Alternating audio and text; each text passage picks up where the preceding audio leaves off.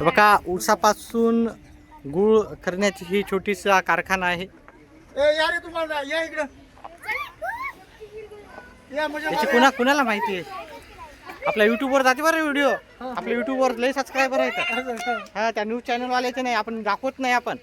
हा वसमत परभणी नांदेडमध्ये म्हणजे असे शैक्षणिक आहेत.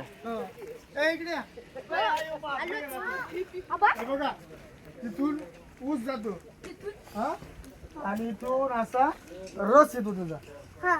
रस आला इथनं इकडं नेतात.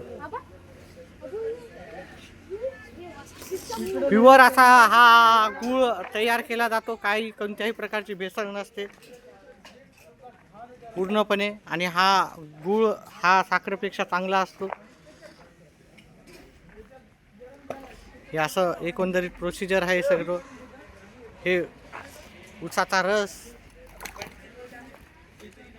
काढला जातो आणि त्याला उखळला जातो.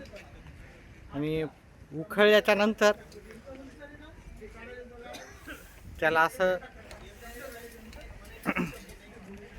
अशा प्रकारे ह्या प्रोसिजर आहेत त्यांच्या. लास्टला ते झालेला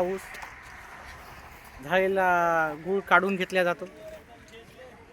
ओके, हे ते काढल्यानंतर पहा ते बकेटीमध्ये काढतायत.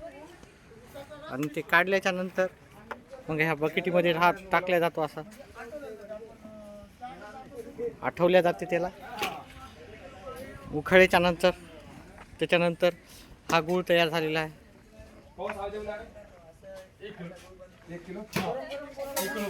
एकदम चांगल्या क्वालिटीचा गूळ आहे. कोणत्याही प्रकारची भेसळ किंवा कोणत्याही प्रकारचा रसायनांचा वापर न करता हे गूळ बनवलेले असतात. वसमत तालुक्यात जिल्हा हिंगोली बोराळा गावात हा ऊसाचा छोटीशी फॅक्टरी आहे. ठीक आहे. आमची सहल आलती, सहलीचे विद्यार्थी.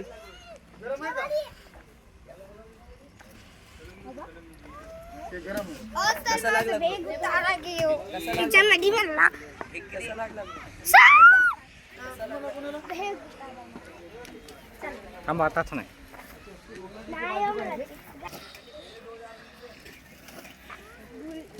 पहा तो उखळल्या गेल्याच्या नंतर ती पलीकडची प्रोसिजर आहे.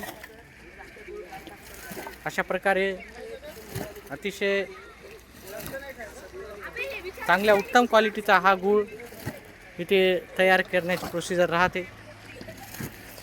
हा गूळ काढून घेतलेला आहे. कोणत्याही केमिकलचा वापर न केलेला हा गूळ, उच्च दर्जाचा गूळ हा असा तयार केलेला राहतो. वसमतमध्ये ऊसाची पण संख्या फार आहे. पहा इकडे पहा, हे ऊसाचे ट्रक आलेले आहेत. असे ऊसाचे ट्रक आलेले आहेत. है की ना, पलीकडे पण ऊसाचे ट्रक आहेत. दिसतील तुम्हाला. आणि हा ऊसाचा भुसा, याच्यापासून वेगवेगळे पदार्थ तयार केले जाते. पहा जिथं म्हणलं तिथं हा ऊसाचा भुसा वाळवलेला आहे. ह्या भुस्यापासून काय करतात हे?